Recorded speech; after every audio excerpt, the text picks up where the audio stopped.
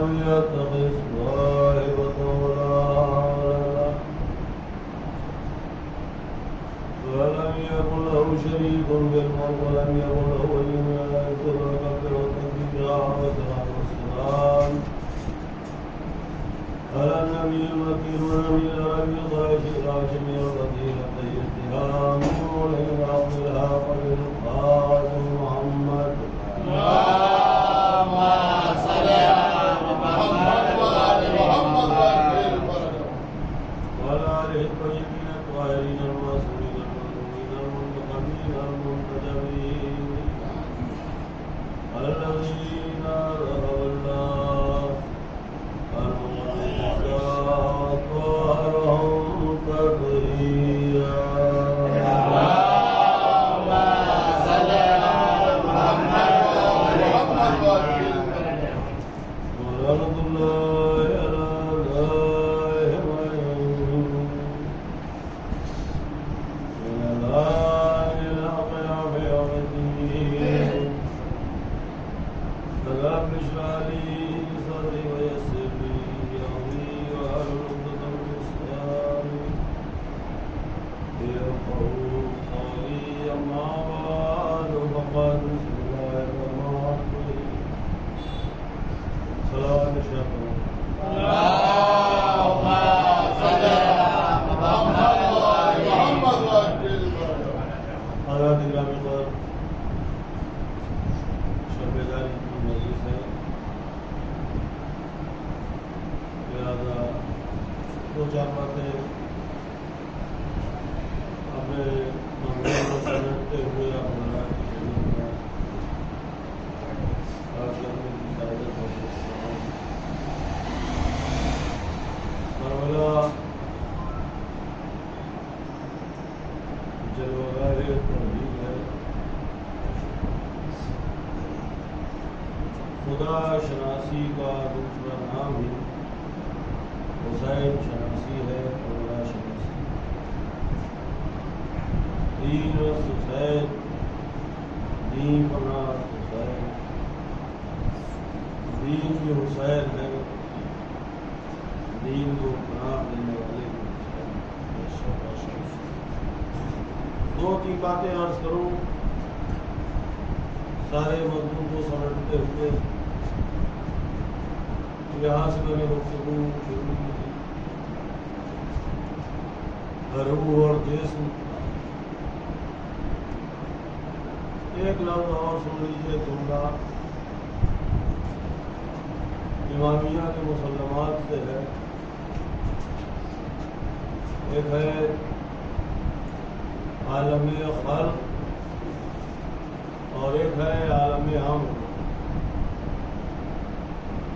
عالم خلق عالم مادہ ہے، عالم امر عالم روح ہے، عالم نور ہے۔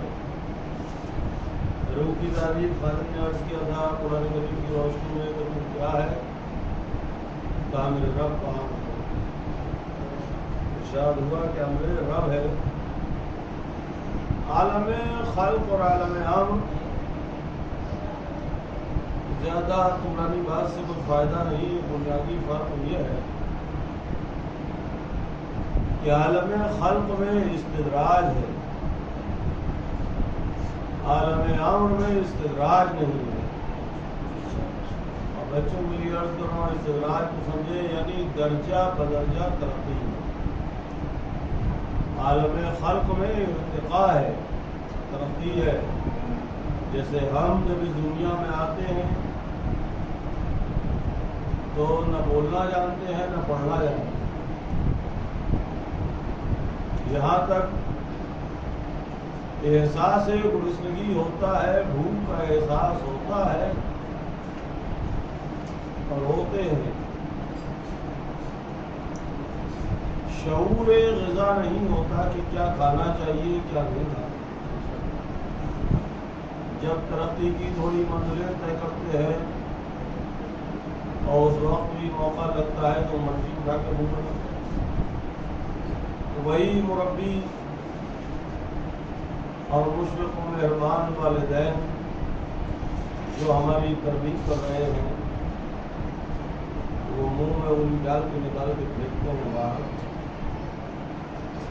یعنی دوپہر کی گفتگو سے مربوط کر رہا ہوں. صرف اسی پر اکتفا نہیں ہے ترغیب کی ذمہ داری کی کہ تغذیہ فراہم کریں. آئیے تو کیا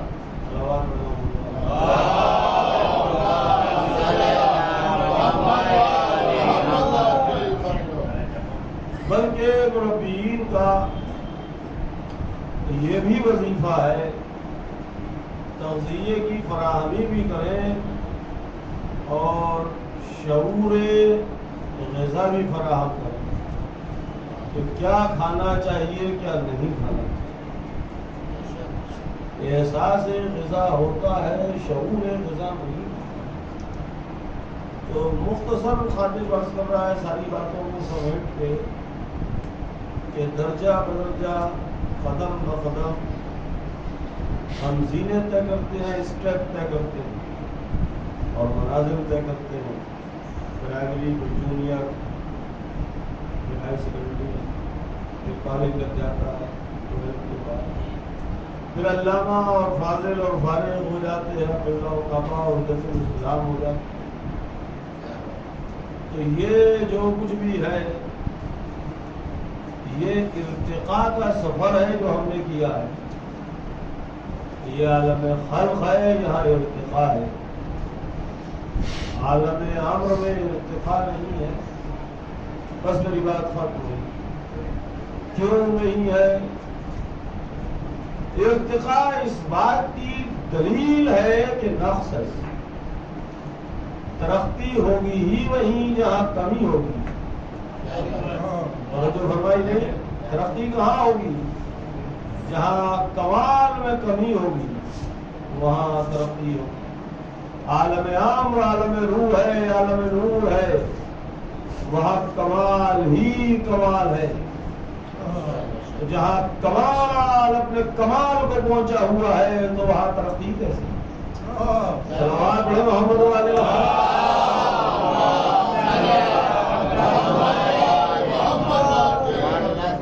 بلکہ ترقی کا جو بھی دار و مدار ہے یا یوں کہوں کہ ترقی کی جو منتہا ہے اس کا تعلق صرف اور صرف اتنا ہی ہے کہ وہ اس دائرے خلق میں کوشش کر رہا ہوں میں, کیونکہ آپ مجھ سے سن لیتے ہیں سب باتیں اس لیے سنتا ہوں میں بھی عادت ہے. ایک دائرہ بنائیے. دائرہ اگر ٹھیک اور صحیح اور درست بنا ہے اور جتنا وسیع بنا ہے اس کے اندر اتنے دائرے بن جائیں گے. دائرے کے اندر دائرے, دائرے کے اندر دائرے, دوائر دائرے کے اندر بنتے چلے جائیں گے. سارے دائروں کا مرکز ایک ہی نقطہ ہوگا. اسے پوائنٹ آؤٹ کیا جائے یا نہ کیا جائے. کسی کو اگر حسد ہے نقطے سے وہ نہ لگائے, لیکن دائرہ اگر صحیح بنا تو جو مقام نقطہ ہے وہ غیبت میں ہے مگر بتاتا رہے گا کہ میں یہاں.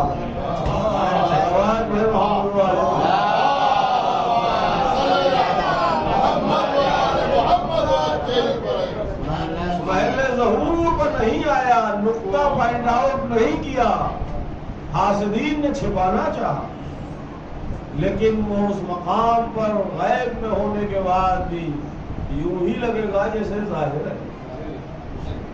خادم نے عرض کیا تھا ایک جملہ دوپہر کی مجلس میں, شدت ظہور عین خفا ہے. جو ہے تو وہ وہاں ظاہر ہوتا رہے گا. کیوں خادم نے اس مرحلے پر عرض کیا ہے بارہا کہ دائرہ اپنے وجود کے لیے نقطے کا محتاج ہے, نقطہ اپنے وجود کے لیے دائرے کا محتاج ہے. وہ مرکز ہے, محور ہے, جہاں کھڑا ہو جائے گا وہیں سے جہاں سے اس کا طواف ہوگا دائرہ بن جائے گا. دائرہ صحیح بنا ہو. ارتقاء خادم عرض کرنا جو چاہتا ہے بات دوسری طرف جا رہی ہے تو مرکز میں جو نقطہ ہے جس پر سارے دائرے مرتکز ہوتے ہیں، جہاں ارتکاز دائرہ ہے، جہاں سارے دوائر مرتکز ہیں، اب یہ ہے درجہ بندی جو سب سے باہر والے دائرے پر ہے. اور توجہ، جو سب سے باہر والے دائرے پر ہے اس کا تعلق بھی اسی نقطے سے ہے. جو اس کے اندر والے دائرے پر ٹہل رہا ہے اس کا تعلق بھی اسی نقطے سے ہے. جو اس سے اور پیچھے کے دائرے پر ہے اس کا تعلق بھی اسی نقطے سے ہے. وابستہ سب اسی نقطے سے ہے. توجہ ہے. اب یہ گنتی ذرا الٹی پڑھی جائے گی، تھوڑا سا غور کیجیے. پر صلوات پڑھے محمد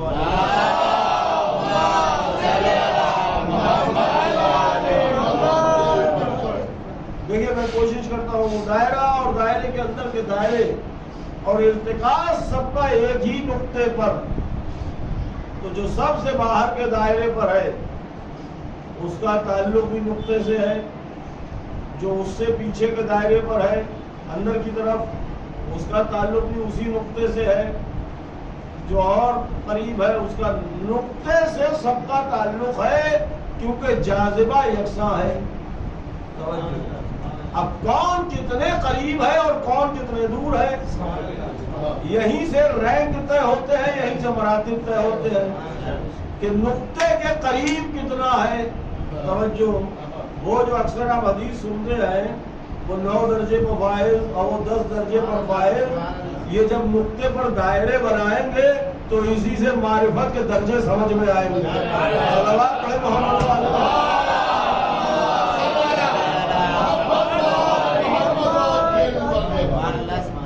صلوات ارشاد فرمائیں.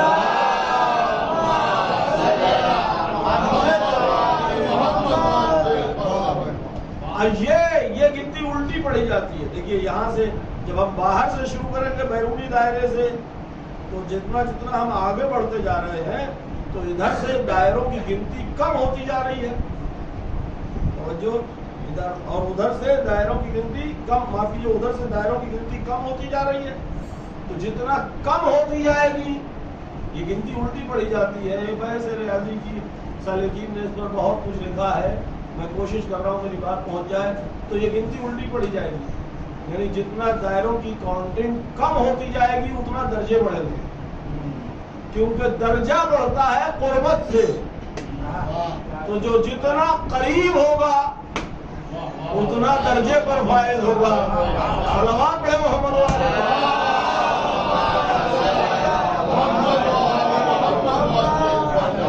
جتنا قریب ہوگا،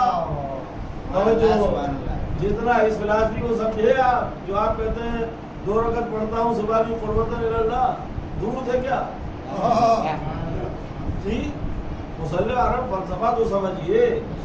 میں نے عرض کیا تھا پہلی مجلس میں اللہ شاید آپ نہیں تھے، اس طاقت اور عبادت ما سوا اللہ کی بندگی یہ بندوں کی خوشامد اور چاپلوسی سے بے نیاز کر دیتی ہے.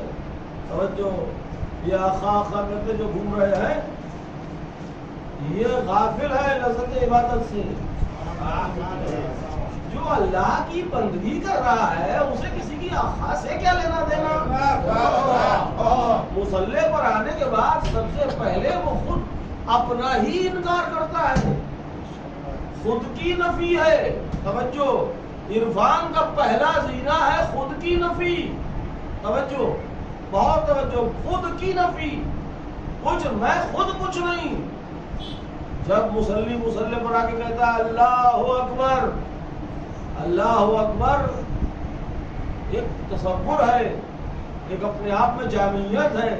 اللہ اکبر کا مطلب وہ کہتا ہے اللہ ہی بڑا ہے. توجہ، اگر میں ہی یہاں لگا دوں اکبر کے قرینے سے تو میں غلط نہیں ہوں. اللہ ہی بڑا ہے، سپرلیٹو میں بلو تفضیل، اللہ ہی بڑا ہے. اللہ اکبر، اللہ سب سے بڑا ہے. پھر ایک الگ بحث ہوگی اکبر و من کبیر، پھر من کیا ہے، لہذا میں نے بڑا محتاط ترجمہ کر دیا کہ اللہ ہی بڑا ہے. اللہ، توجہ، اللہ اکبر. صلوات پڑھیں محمد علیہ.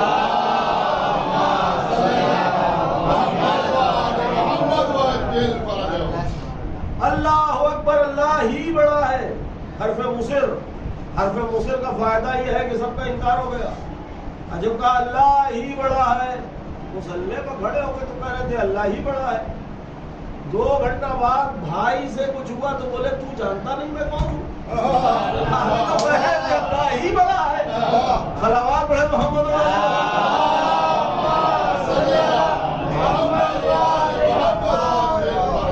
اس کا مطلب خود کی نفی نہیں ہوئی.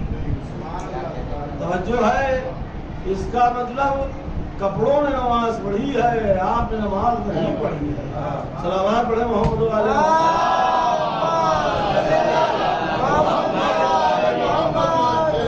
اس کا مطلب خود کی نفی نہیں ہوئی. سب کو چھوڑیے، توحید کی فلسفی کیا ہے؟ ارے جو خود کی نفی کر کے کہتا ہو اللہ اکبر، وہ کسی کو خاطر میں کیا لائے گا؟ صلوات پڑھے محمد علیہ.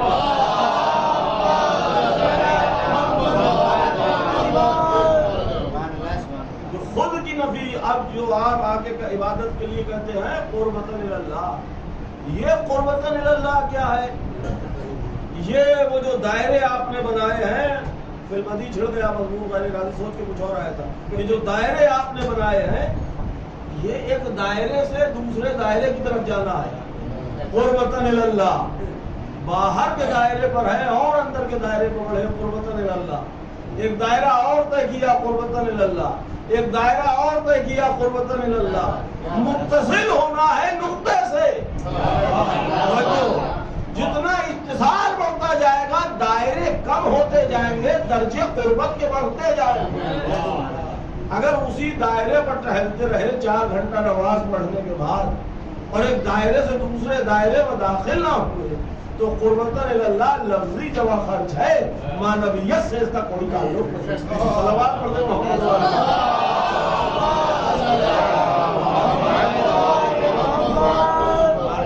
پھر آپ سمجھیے بات کو. پھر قرب کی بحث ہے. قرب کا خاصہ کیا ہے؟ فلسفہ قربت کیا ہے؟ قربت اگر ہے توجہ تو قربت کا پہلی بات تو قربت کی بحث کی جب عرفا نے، تو قرب زمانی قرب مکانی 2 طرح کا قرب ہے.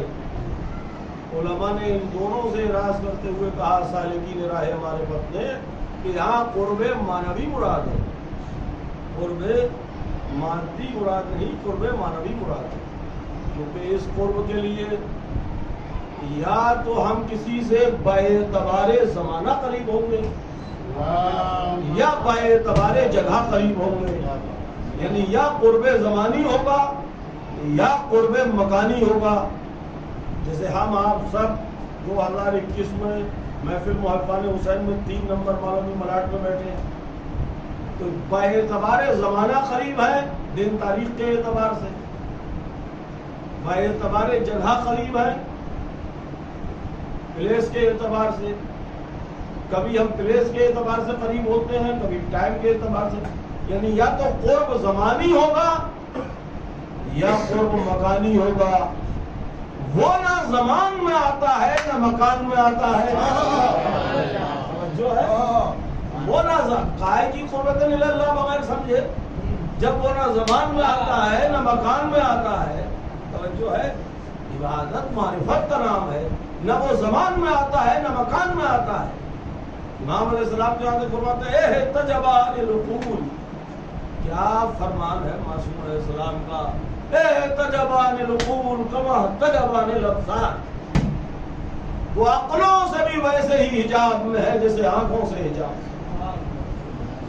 اگر عقل نے اس کو درک کر لیا تو پھر تعریف کیا ہے؟ حصول و صورت الشیء عند العقل. اگر جان لیا کسی نے علم کی تعریف یہی ہے، حصول و صورت الشیء عند العقل، کسی شے کی صورت کا عقل میں محفوظ ہو جانا، عقل میں پکچرائزیشن آ جانا. جیسے میں نے کہا کربلا تو ایک روضہ ہے جو آپ کے ذہن میں آیا، آپ کو حصول و صورت الشیء عند العقل. توجہ، اس لیے جہاں بھی بحث کی ہے علماء نے عرفان کی بحث کی ہے. علما اور عرفا، جانا اور پہچانا، توجہ، بڑی پیاری رعایت ہے، شاید میں اپنی بات پہنچا سکوں اور پڑھ تو دیتا ہی ہوں۔ علما اور عرفا، علما کی تعریف میں شرط ہے حصول و صورت شے طلب،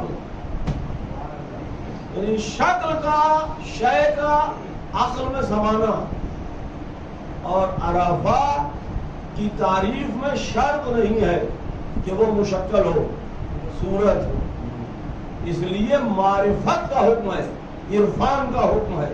اب سمجھیے اس بات کو، تو معصوم علیہ السلام نے تو یہاں تک فرمایا کہ احتجبان العقول کما تجبان الابصار، اور شارحین نے جب اس پر بحث کی تو فرمایا یہاں حجاب سے مراد یہ پردہ نہ سمجھنا۔ اگر کسی نے حجاب سے مراد یہ پردہ سمجھ لیا تو یہ پردہ ادھر دیکھیے، اگر حجاب سے مراد یہ پردہ سمجھ لیا تو یہ پردہ ظرف ہوا، وہ مظروف ہو گیا، اور جب وہ مظروف ہوا یہ ظرف ہو گیا تو یہ پردہ اول ہوا، وہ آخر ہوا۔ اگر اسے پردے کے پیچھے مان لیا تو مظروف مان لیا، اور مظروف مانا تو اول نہ رہا، جب اول نہ رہا تو قدیم نہ رہا، حادث ہو گیا، جب حادث ہوا تو قادر نہ رہا، محتاج ہو گیا، محتاج ہو گیا تو گویا اس کے اجزاء ہو گئے، اجزاء ہوئے تو ایک جز دوسرے جز کا محتاج ہو گیا، محتاج ہو گیا تو قادر نہ رہا، قادر نہ رہا تو خدا نہ رہا، توحید رخصت ہو گئی۔ توجہ، ایک لفظ قربت پر تو ہم غور کریں، احتجبان العقول کما احتجبان الابصار، وہ عقلوں سے بھی ویسے ہی حجاب میں ہے جیسے آنکھوں سے حجاب میں ہے۔ تو اسی طریقے سے سرکار من اگر ظرف زمان یا ظرف مکان اس کے لیے تصور کر لیں، ذرا سمجھیے بات کو، ظرف زمان یا ظرف مکان اس کے لیے تصور کر لیں تو زمان یا مکان مظروف ہو، ظرف ہو جائے گا، وہ مظروف ہو جائے گا، اور جو ظرف کا محتاج ہو وہ قادر نہیں ہوتا، جو قادر نہیں ہوتا وہ خدا نہیں ہوتا۔ تو آپ قرب کیسے ہو؟ توجہ، قرب کا مطلب یہی ہے، بہت توجہ، باعتبار زمانہ یا باعتبار جگہ، باعتبار جگہ قرب ہے یا باعتبار زمانہ۔ اب کسی اعتبار سے بھی اگر ہم قریب ہیں تو قربت کے لیے ذرا سا غور فرمائے، پر صلوات پڑھے محمد والے۔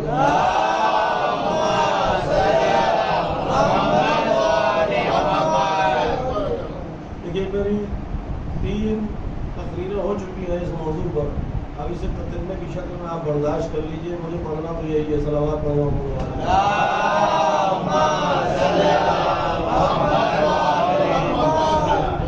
قربت کا لازمہ ہے پہلو، جم، اس مرحلے پر خادم یہ تمثیل پیش کرتا ہے اکثر، قربت کا لازمہ ہے جم، آپ ان کے قریب ہیں، توجہ ہے، یعنی آپ ان کے پہلو میں بیٹھے ہیں، یہ زمانی اور مکانی اعتبار، آپ ان کے قریب ہیں، آپ دیوار سے قریب ہیں، یعنی آپ دیوار سائڈ آف وال، آپ دیوار کے پہلو میں بیٹھے ہیں، آپ ستون سے قریب ہیں، آپ اس کے پہلو میں بیٹھے ہیں۔ قربت، جم، توجہ، اب قربتاً اللہ کا مطلب جب مادی قربت باطل ہے تو قرب سے مراد قرب معنوی ہے، قرب کے لیے لازم ہے پہلو، تو ضروری ہے کوئی معنوی پہلو ہو جس کی قربت اللہ کی قربت ہو۔ توجہ فرمائی آپ کو، قیامت تک بات سمجھ میں آتی ہے، اگر میرا مولانا فرماتا اللہ لو جم اللہ، ہم ہیں اللہ کے پہلو جن کی قربت اللہ کی قربت ہے، صلوات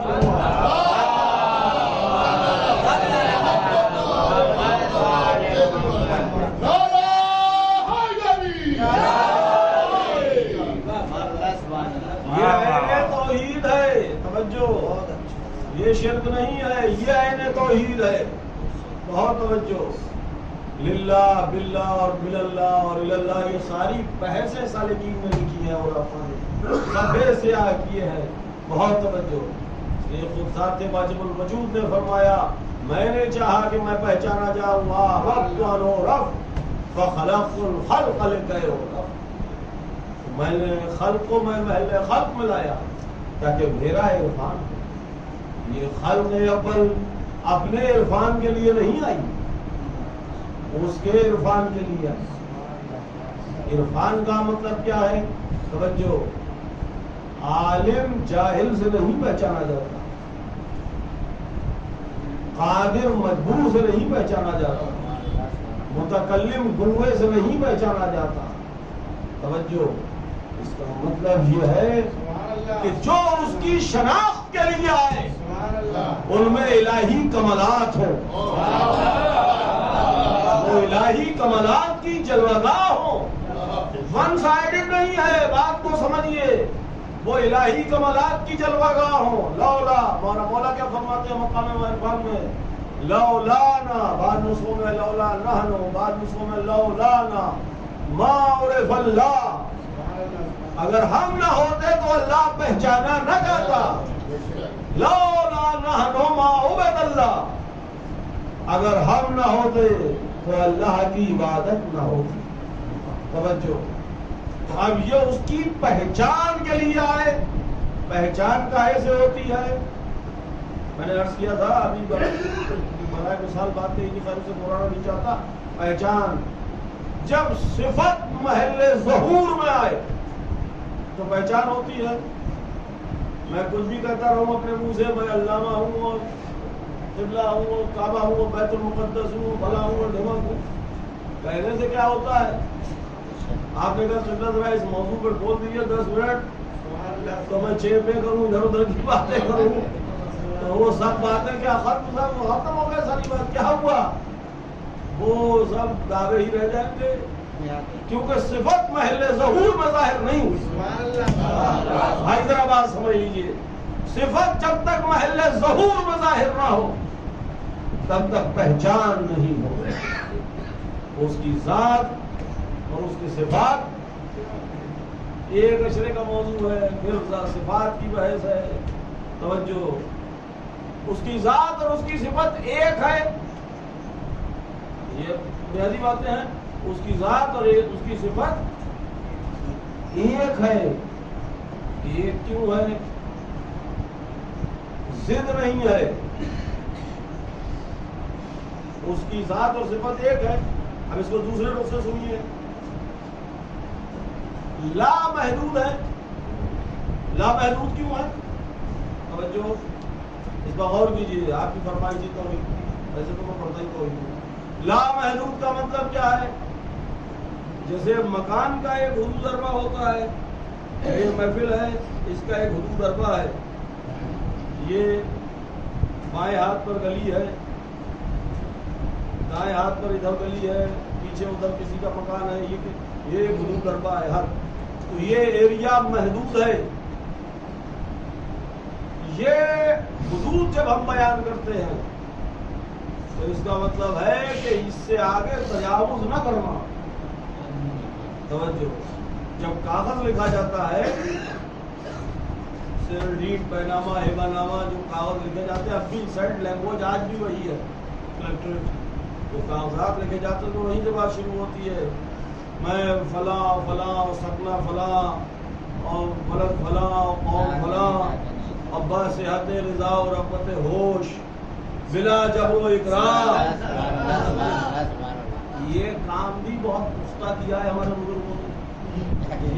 یہ جملے کہیں نہ کہیں سیٹنگ ہمارے بزرگوں کی ہے. جب بھی کاغذ لکھا جائے, کوئی لکھے, یہ جملہ پہلے ہی با رضا اور رغبت خیش با صحت عقل و ہوش. نہیں سمجھے کہ جب بھی کاغذ قلم کی بات آئے یہ طے ہو جائے کہ عقل و ہوش کی صحت کے ساتھ ہی کاغذ قلم آیا. ارے محمد والا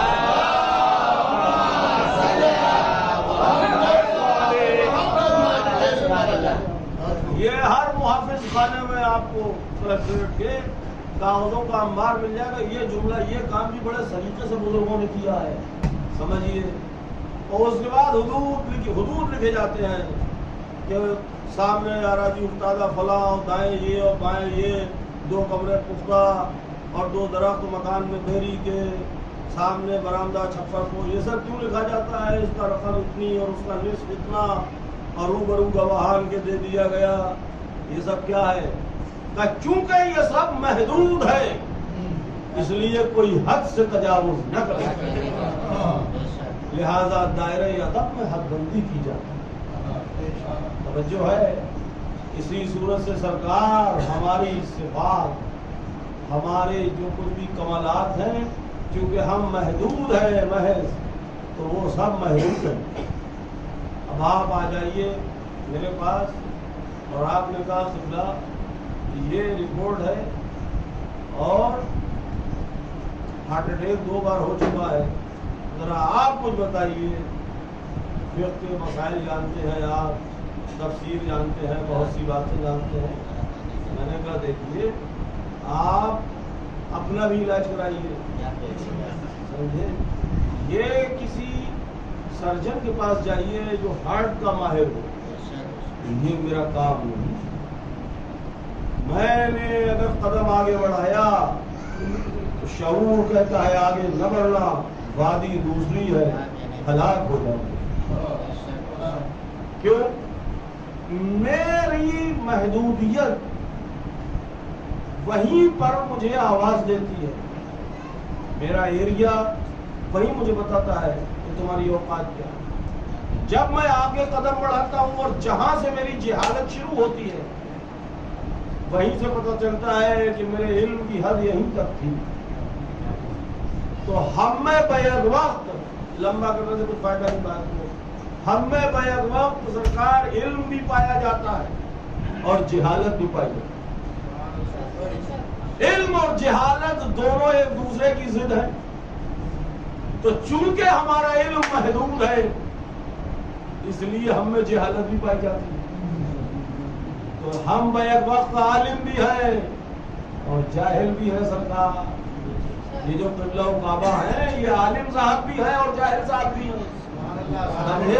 اچھی طریقے سے یہ بات سمجھ لیجیے، کیونکہ قبلہ کا علم محدود ہے، جب اس حد کو توڑ کے آگے بڑھیں گے میدان جہالت شروع ہو جائے گا، اور اگر تجاوز کریں گے تو ہلاک ہوں گے۔ اگر سمجھدار ہے تو شعور دستک دے رہا ہے۔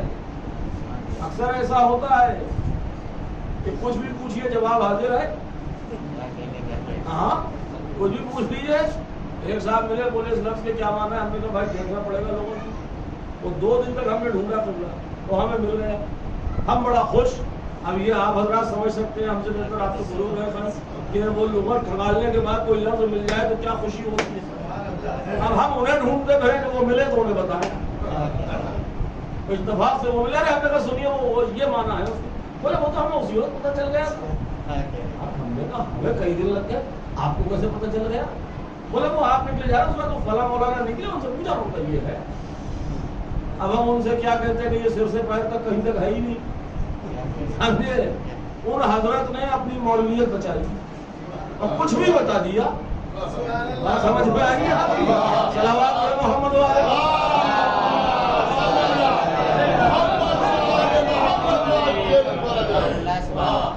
مولویت اتنی بڑی چیز نہیں ہے، عدالت بڑی چیز ہے۔ مولویت بچے یا نہ بچے، عدالت بچے، عدالت ہی مولویت ہے۔ آپ کہیے ہمیں نہیں معلوم، کچھ نہیں۔ میرا مولا فرماتا ہے جو بھی نہیں کہے گا لا ادری کہ میں نہیں جانتا، وہ ضرور ٹھوکر کھائے گا۔ یہ مقام صرف ہمارے محمد کا ہے جو کہے سلونی سلونی جو چاہو۔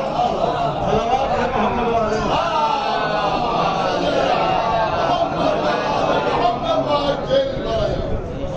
یہ کہنے سے کچھ نہیں جاتا کہ ہمیں نہیں معلوم، ہم طالب علم ہے۔ اگر کوئی مولوی آپ سے یہ کہتا ہے کہ مجھے نہیں جانتا، اس کی عزت کیجیے، وہ عادل ہے، اس کے یہاں سچائی پائی جاتی ہے، عزت نفس پایا جاتا ہے، ذمہ داری کا احساس پایا جاتا ہے۔ وہ جھوٹی روایت بھی نہیں سنائے گا، وہ جھوٹے مصائب بھی نہیں سنائے گا، وہ جھوٹے فضائل بھی نہیں سنائے گا۔ صلوات پڑھیں محمد والے۔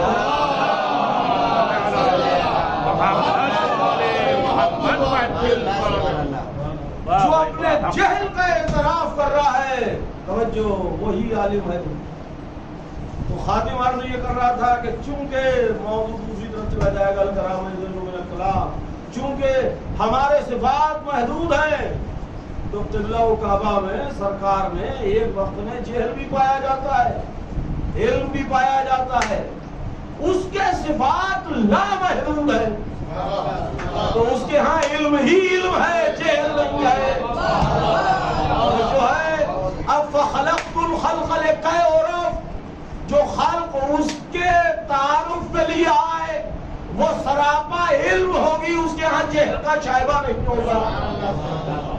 تو اس کا علم بھی لامحدود ہوگا، ان کا صبر بھی لامحدود ہوگا، ان کی شجاعت بھی لامحدود ہوگی، ان کا ضبط بھی لامحدود ہوگا، ان کا تأمل بھی لامحدود ہوگا، ان کا خلق بھی لامحدود ہوگا. کیونکہ لامحدود کے لامحدود مظہر ہیں، محدود سے لامحدود نہیں پہچانا جاتا. سمیٹ رہا ہوں گفتگو شبداری ہوتا ہے، وقت ہوتا ہے، اب بات دوسری طرف نکل جائے گی. دو تین باتیں سمجھیے. کربلا الہی صبر کے مظاہرے بنا. ہو سکتا ہے کوئی بچہ یہ سوچے کہ اللہ کا ہے وہ صبر کرے گا. صبر الہی صفت ہے. میں نے پہلے عرض کیا تھا ابھی 2 روز پہلے، مس ڈیفائن کیا گیا ہے. اس مضمون کو عام طور پر اس مفہوم کو سمجھا نہیں گیا. توجہ علماء مجھ سے بہتر جانتے ہیں. اس مضمون کو، اس مفہوم کو عام طور پر سمجھا نہیں گیا. صبر کی ڈیفینیشن وہ لگڑا لولا آدمی ہے، محتاج غریب فقیر پڑا ہے، اس کی کسی نے ٹھوکر مار دی، بولا ان اللہ مع الصابرین. ابے تو کر کیا لے گا؟ کہے گا ان اللہ مع الصابرین. نہ تیرا خاندان، نہ قبیلہ، نہ ہاتھ، نہ پیر، نہ طاقت، نہ دولت، نہ پیسہ، تو کر کیا لے گا؟ صبر کا مطلب ہے جس کے پاس غلبہ ہے، جو ہے جس کے پاس طاقت ہے، جس کے پاس قوت ہے. اس کو بالکل آسان لفظوں میں عرض کروں بچوں کے لیے. ابھی کڑاکے کی ٹھنڈ یہاں ممبئی میں تو نہیں پڑتی، لیکن کڑاکے کی ٹھنڈ پڑ رہی ہے. اکثر یو پی کے ہی لوگ ہیں، ہماری طرف تو مائنس تک میں ٹیمپریچر کبھی کبھی چلا جاتا ہے. اور ایسی ماحول میں، ایسے موسم میں، ایسی ٹھنڈ میں ایک لڑکا 50 کپڑے پہنے ہوئے ہے اور ٹہل رہا ہے آرام سے، اور ایک لڑکا نارمل باریک ململ کا کرتا پہنے گھوم رہا ہے. تو ہم اسے کہیں گے کہ یہ اس موسم پر صبر کر رہا، یہ صابر ہے اس موسم کے خلاف. کیوں؟ اس کے جسم میں قوت ہے، سردی سے ڈیفینس کرنے، جاڑے سے لڑنے کی قوت ہے، ابھی تو صبر ہے. اگر قوت ہی نہ ہوتی تو کب کا آگ ڈوبتا. قوت ہے تو صبر کر رہا ہے. صبر طاقتور کرتا ہے، کمزور نہیں کرتا. کمزور وہ تو پھر مجبوری ہے، اجبار ہے. اور صبر تمام شجاعت ہے، صبر لازمہ شجاعت ہے. صبر کی تعریف، جو شجاعت اور صبر کی تعریف علماء نے لکھی ہے، اس میں شجاعت کا لازمہ بتایا ہے صبر کو. بعض نے تو یہاں تک لکھا ہے کہ جیسے سر و جسد، ویسے ہی صبر اور شجاعت. ذهب الراس فذهب الجسد، سر گیا تو جسم گیا، وجود ختم. شجاعت اور صبر کو ایک دوسرے کا لازمہ بتایا. کربلا صبر الہی کی جلوہ گاہ. اب سمجھیے اس بات کو. امام حسین علیہ السلام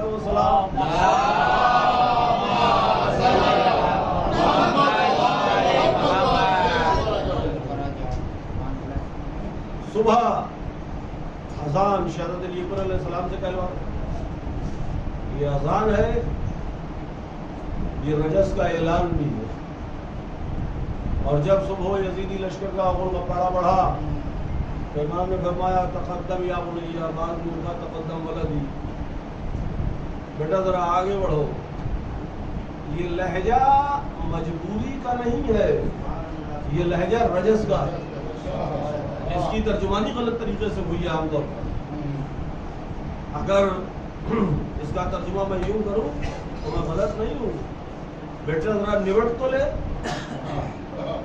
ایک سالار لشکر اپنے جواسار فرزند سے کہہ رہا ہے، لاکھوں کا لشکر گول پڑا پڑا. اب بیٹا ذرا دیکھ تو لے، ان کی اوقات کیا ہے، ان کی حیثیت کیا ہے. یہ تیور ہے کربلا کے. اب اس کو ایسے دیکھیے، شہزاد علی اکبر علیہ السلام میدان میں آئے، ایک بہت بڑا پہلوان، بہت سی چیزیں ہیں جو نظر مصائب ہو جاتی ہیں، ایک بہت بڑا پہلوان آیا مقابلے پر، اور مشہور ہے، علماء قائل ہیں اس کے کہ آپ نے فرمایا علی اکبر کی ماں سے بہت دعا کرے، علی اکبر فتح یاب ہوئے اور فتح یاب ہو کے واپس آئے۔ کچھ دیر کے بعد شہزاد علی اکبر علیہ السلام آئے اور شہید ہوئے پھر دوبارہ۔ تو شہادت تو لازمی ہے، ہونا ہی ہے کربلا میں۔ پھر یہ مولا فتح یابی کی دعا کیوں فرما رہے ہیں؟ اس کربلا، اس فلسفے کو سمجھیے، عزتوں کی تاجداری کا نام کربلا ہے۔ امام حسین علیہ السلام دعا کروا لی، عجب نہیں امام آواز دے کہ ایک پہ ایک کی رجس کی لڑائی میں، مبارزے میں اگر علی اکبر قتل ہو جائے تو شکست ہے، لاکھوں کی بھیڑ میں گر کے علی اکبر قتل ہو جائے مظلومانہ شہادت ہے۔ کربلا کے اس ماحول میں بھی حسین علیہ السلام کو ذرہ برابر شکست گوارا نہیں ہے، شہادت گوارا ہے۔ یعنی ایک پہ ایک کی لڑائی ہے تو دعا ہو رہی ہے کہ اکبر فتح یاب ہو، اور وہی شہید ہو رہے، شہید ہونا ہے، لیکن یہ گوارا نہیں ہے کہ ایک پہ ایک کی لڑائی میں کہیں سے بھی یہ عنصر آ جائے کہ ابو طالب کی اولاد کہیں پر زیر ہو گئی، زیر کا عنصر کہیں پر بھی، سمجھے بات تو صلوات پڑھیں محمد والے۔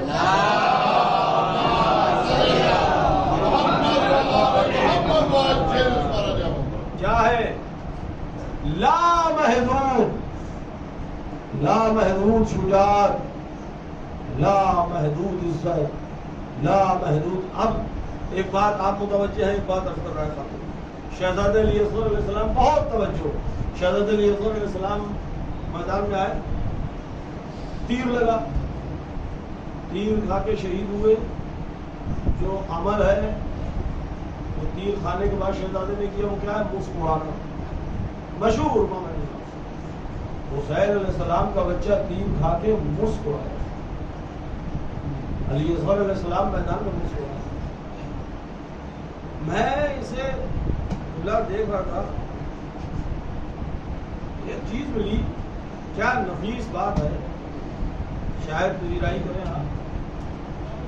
حضور سرور کائنات کا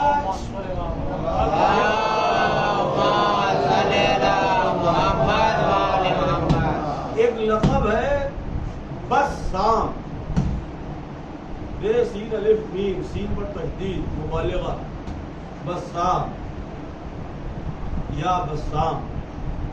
بسام کے معنی ہے ہر وقت ہر مصیبت میں متبسم رہنے والا، یعنی کٹھنائیوں میں بھی متبسم رہنے والا، بسام۔ توجہ، علی اکبر علیہ السلام شجاعت میں، خلق میں، خلق میں، رفتار میں، گفتار میں شبیہ حضور سرور کائنات، اور ایک صفت ہے حضور سرور کائنات کی بسام، جو مصیبتوں کے وقت میں بھی متبسم رہے۔ توجہ، حسین کا بچہ تیر کھا کے مسکرایا، حضور سرور کائنات کی صفت تبسم کو ظاہر کیا کہ ان کا تبسم بھی لامحدود ہے۔ صلوات محمد علیہ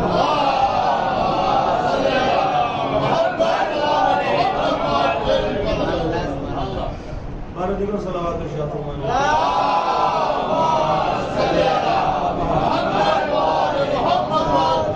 ختم کی میں نے گفتگو کربلا انوار الہی کی جلوگاہ ہے، کربلا شعور کی درسگاہ ہے، کربلا رشتوں کی قدروں کا ضابطہ ہے۔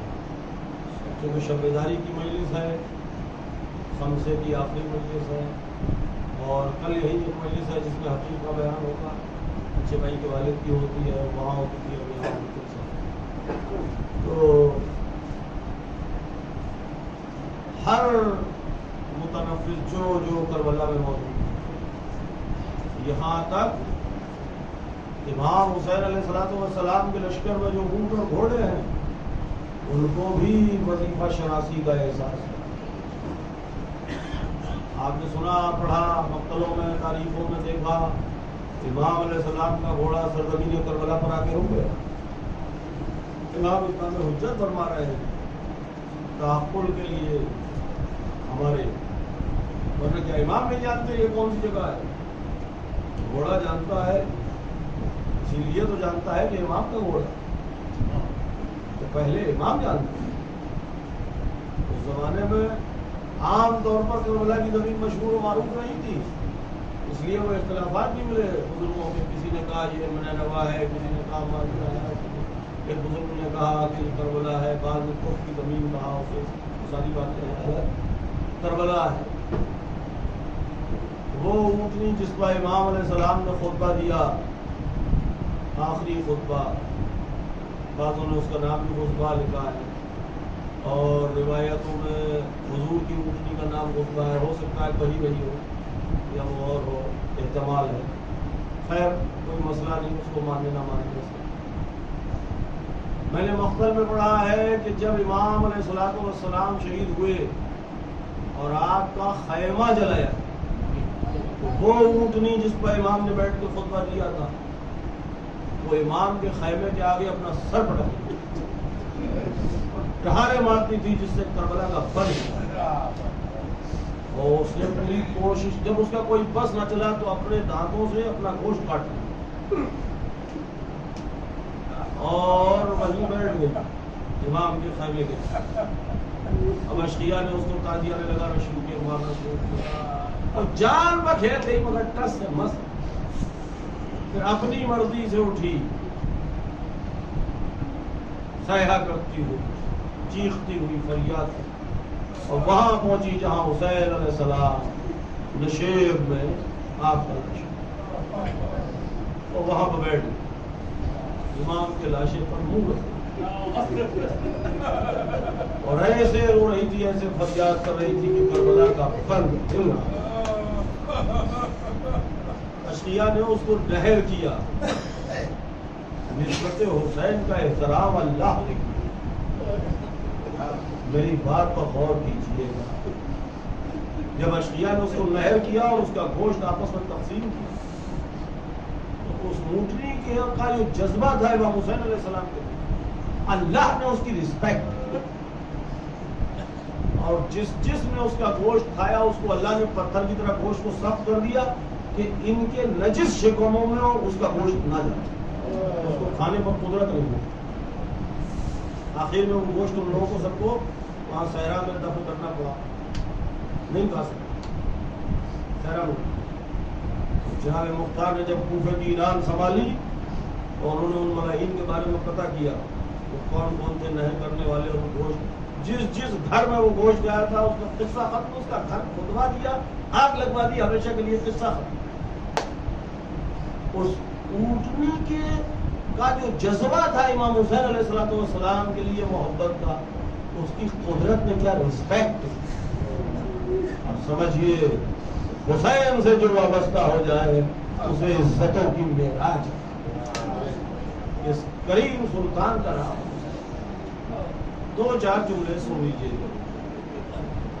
ڈیوٹی نوننگ وظیفہ شناسی کربلا کی معراج۔ ایک جملہ شہزادی سکینہ کا فقرہ پڑھا میں نے مقتل میں، اردو ترجمے پر اکتفا کرتا ہوں۔ ایک آدھی سطر ہے اور ایک حصہ عام ہے، ایک خاص عام حصہ، مطلب دیٹس اٹ، جیسے کوئی بات ہی نہیں۔ فرماتی ہے شہزادی کربلا میں سب پیاسے تھے تو میں بھی پیاسی تھی، سمپل، ویری سمپل، کربلا میں سب پیاسے تھے میں بھی پیاسی۔ اب اس کا آگے آدھا جملہ اس کا، مگر چونکہ میں دختر حسین ہوں اس لیے سب بچے حسرت سے میرا منہ تکتے ہیں کہ اگر انہیں پانی مل جائے تو ہمیں بھی پانی مل جائے۔ کیا فلسفہ ہے! 4 برس کی شہزادی وظیفہ شناسی میں، اور امام اور بچوں سے بچ کے امام علی مقام علیہ السلام کے خیمے کے پیچھے بیٹھے، رو رہی ہے. ادھر سے شہزادی زینب صلوات اللہ علیہا عقیلہ بنی ہاشم کا گزر ہوا. کیوں سکینہ؟ یہ گفتگو لکھی ہے مقتل نے پھوپھی بھتیجی کی. فرماتی ہے کیوں سکینہ، کیا پیاس زیادہ ستا رہی ہے؟ اور جواب دیا شہزادی نے پھوپھی اماں پیاس تو جیسے تیسے گزر ہی رہی، کبھی رو کیوں نہیں ہو؟ وظیفہ شناسی 4 برس کا سن کیا ہے؟ فرماتی ہیں پھوپھی اماں رو اس بات پر رہی ہوں میرے بابا کے ناصر بہت کم. یہ مقتل نے جملہ لکھا 4 برس کا سن کیا رو اس بات پر رہی ہوں میرے بابا کے ناصر بہت کم ہے. وہ جملہ اسی وقت کا ہے جو آپ سنتے ہیں ایسے صحابی نہ مجھے ملے نہ بابا کو ملے نہ بھائی کو ملے نہ جیسے مجھے ملے. یہ گفتگو ہوئی جب پھوپھی بھتیجی میں، تو پھر بھائی سے بہن نے کہا بھیا یہ جو ناصر ہیں اب آپ کے باقی یہ سب آزادہ ہیں، کہیں یہ بھنک ہلال میں نافع کے کام تک پہنچ گئے. وہ فقیہ حسین حبیب بن مظاہر اسدی علیہ السلام کے خیمے میں انہوں نے کہا شیخ مجھے ایک بات کرنا ہے. تو فرمائیے. کہا ہم بنی ہاشم سے معذرت چاہتے ہیں تخلیہ، ہمیں غیر بنی ہاشم کو گفتگو کرنا ہے. تو فرمائیے. شیخ پھوپھی اور بھتیجی نے یہ گفتگو نہیں کی، بابا کے ناصر بہت کم ہے. اور پھر عقیلہ بنی ہاشم کے امام سے پوچھا کہ یہ سب آزادہ ہے. چلے ایک بار مزید جذبہ نصرت کو ظاہر کرے. تو جن کے ہاتھوں میں نیزے تھے ویسے ہی بے نہیں انہوں نے نیزوں کی انیاں پہلوؤں سے لگا لی، اور جن کے ہاتھوں میں تلواریں تھیں انہوں نے ویسے ہی تلواریں گردنوں پر رکھ لی اور آگے آواز دی. اسی کی تاستی ہے جو آپ کہتے ہیں لبیک یا حسین. حسین علیہ السلام کے قطبے پر آواز لبیک یا حسین. اور اس کے بعد جملے لکھے ہیں مقتل نے.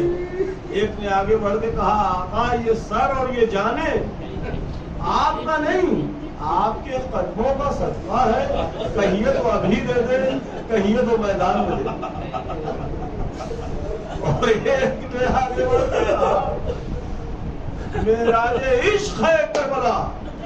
ایک نے آگے بڑھ کے کہا مولا آپ علی علیہ السلام کے بیٹے ہوتے اگر صرف اور صرف امام نہ ہوتے تو میں اکیلا ابھی رات میں ہی اس لاکھوں کے لشکر پر حملہ کر دوں تاکہ انہیں پتا تو چلے جنون محبت حسین کیا ہے.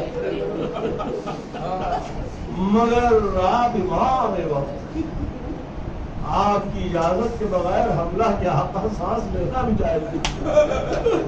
وظیفہ شناسی معراج ہے کربلا، معراج کا. امام نے اس موقع پر پھر فرمایا ہے ایسے ناصر نہ بابا کو ملے نہ بھائی کو ملے نہ نانا کو ملے. اور امام علیہ السلام نے کس شدت سے اس چیز کو محسوس کیا. توجہ توجہ توجہ. جب مقتل کے لیے تیار ہوئے شہنشاہ کربلا، سن لیں 2-3 باتیں. جب مقتل کے لیے شہنشاہ کربلا تیار ہوئے 4 برس کی شہزادی، باپ اور بیٹی کی گفتگو ہے. دیکھو وہ فلاں لباس لے آؤ فضا. زینب کو پتہ نہ چلا، ہمیں بھی پتہ چل ہی گیا اور وہ لباس پہنا اور چاک کا. یہ بات ہے تو میں ہی کہہ رہا ہوں. ایک بزرگ خطیب کے جملے ہیں یہ زینب لباس نہیں پہنا بلکہ جیتے جی بھائی کو اس حسرت میں کہ بعد میں کفن نہ ملے زندگی میں کفن ملا. اب باپ بیٹی کی گفتگو ہے. مقتل کے جملے سنیے. فرماتی ہے شہزادی سکینہ جب دیکھا بابا تیار ہو گئے اور سلائے جنگ پہنا واہ بتا. فرماتی ہے مستسلمتا استسلمتا للموت استسلمتا للموت. بابا کیا موت کے لیے تیار ہو گئے؟ یہ 4 برس کی بچی باپ سے کہہ رہی بابا استسلمتا للموت. بابا کیا موت کے لیے تیار ہو گئے؟ امام نے کیا فرمایا؟ کیف مستسلم لا ناصر لا ولا معین لا. اے میری بچی وہ موت کے لیے کیسے تیار نہ ہو جس کا نہ کوئی مددگار ہے نہ کوئی ناصر.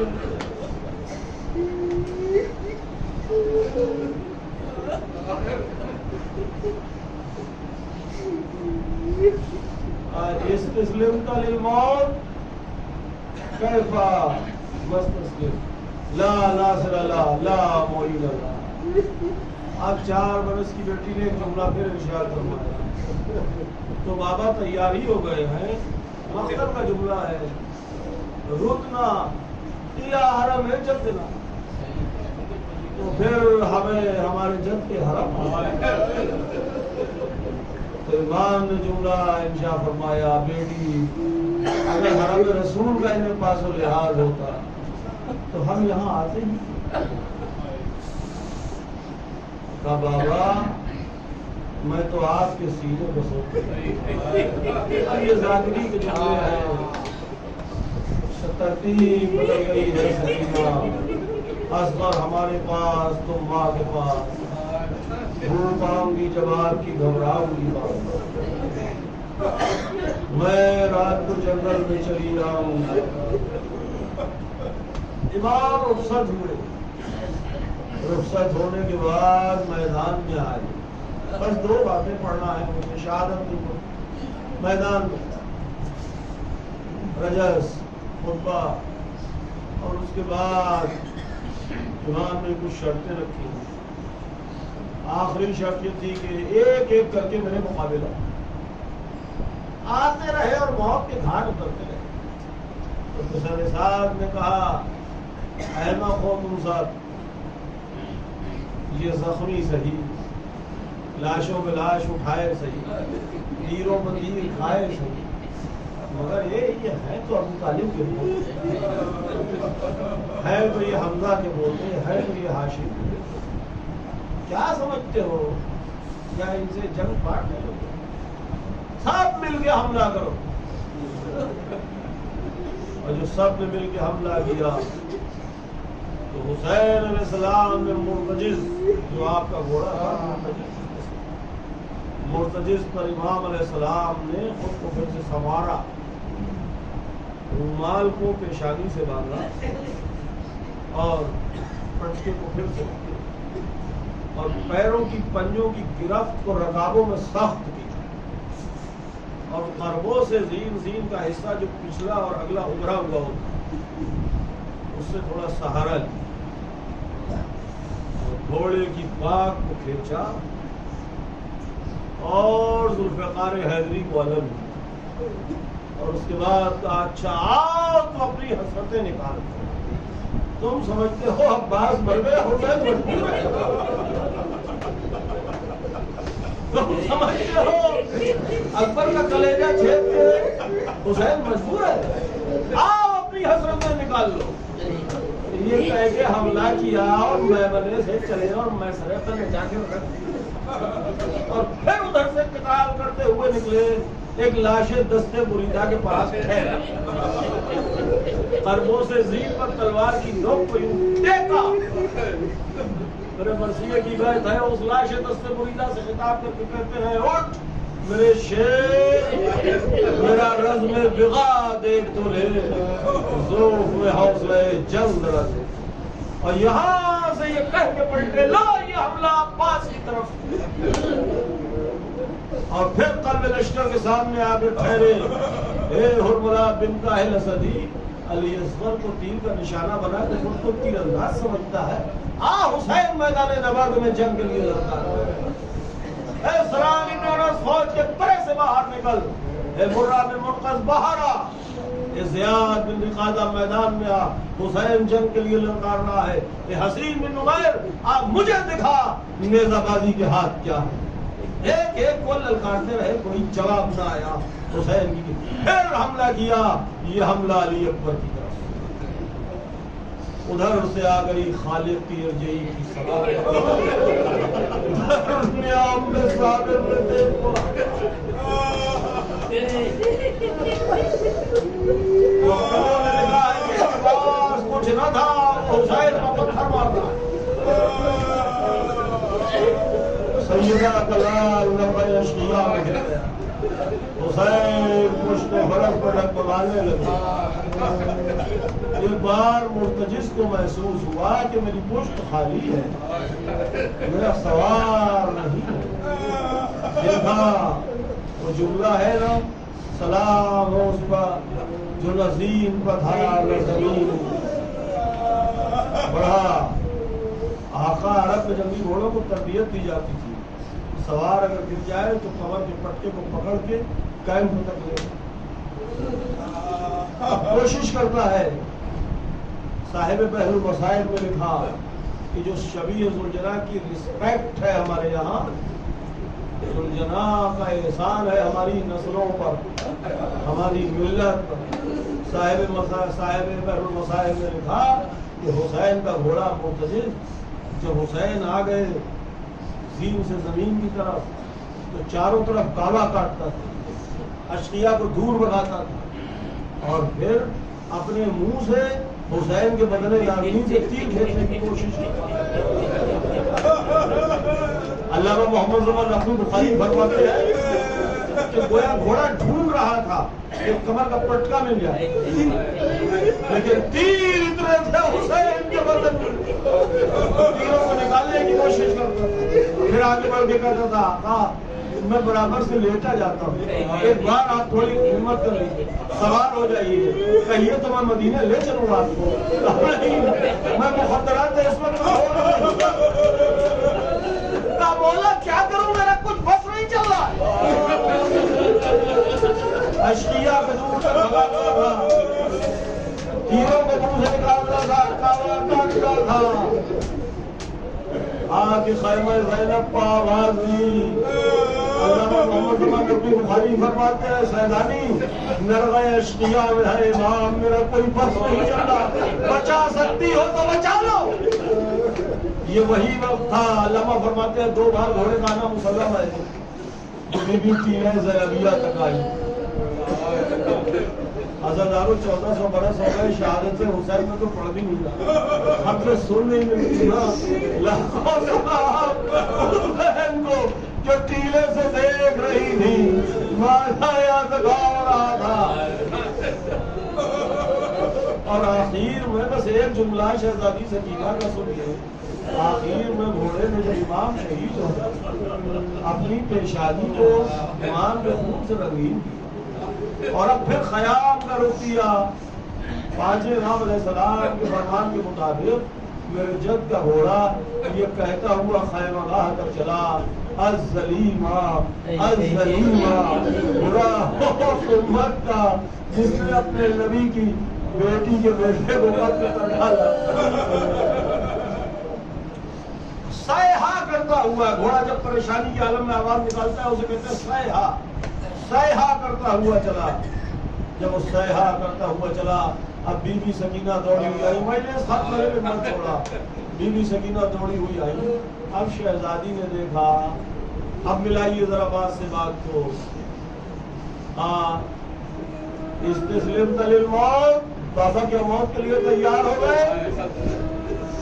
کیف نستسلم لا ناصر لا ولا معین لا۔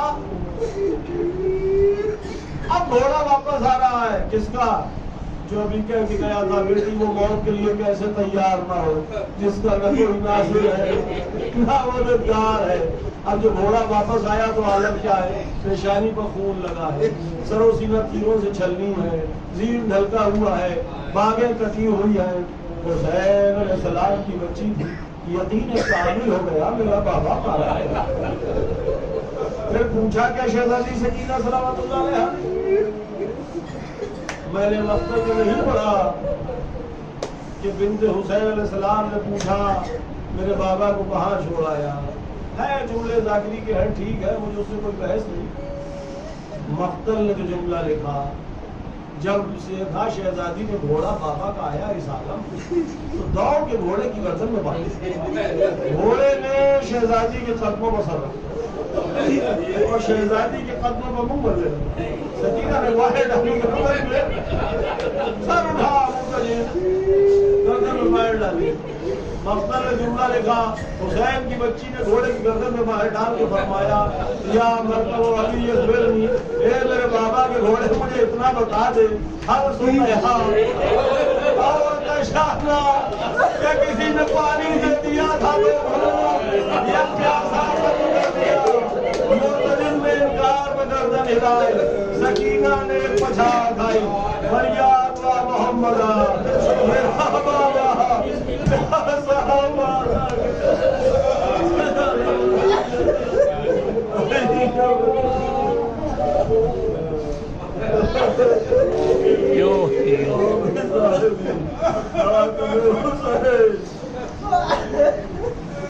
اللهم صل على محمد وآل محمد